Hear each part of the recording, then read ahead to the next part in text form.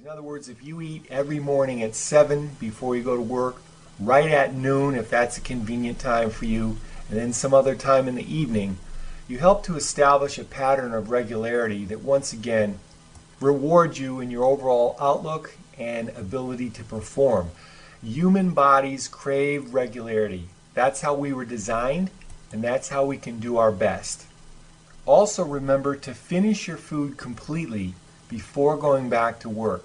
I'm not saying you have to eat everything on the plate, but I'm saying that you need to have a complete dining experience, if you will. In other words, to successfully finish and savor that last bite, have time to sit there for a minute more, and then perhaps return back to work.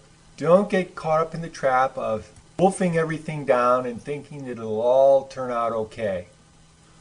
Which leads us to the third area of lessons, nutrition lessons, on the path to achieving work-life balance.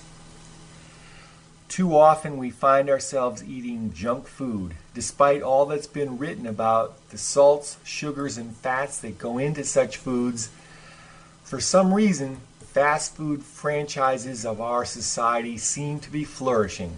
People still go there, still load up on all kinds of, shall we call them, food items that aren't even meeting minimum nutritional requirements in some cases, and then expecting to be their best back on the job.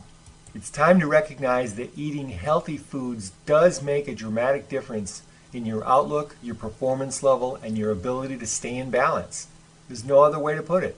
In addition to staying hydrated, in other words, having plenty of water nearby, it might make sense for you to take a multiple vitamin as well, depending on what foods you normally consume and what vitamins and nutrients you might be missing in your diet. I find it very useful to speak to the vitamin specialists at establishments such as Whole Foods, Earth Fare, and so on, who really have acquired a wealth of information on what helps people to be at their best.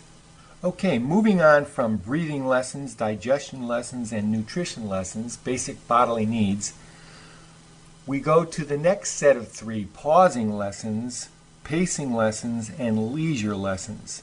Let's start first with pacing lessons. Seeking to finish everything at once is a strategy that will doom you to failure and frustration. Rather than have your fingers in 6 different pies at the same time, focus on reaching the most important task facing you, then go on to number 2, number 3, and so forth. No other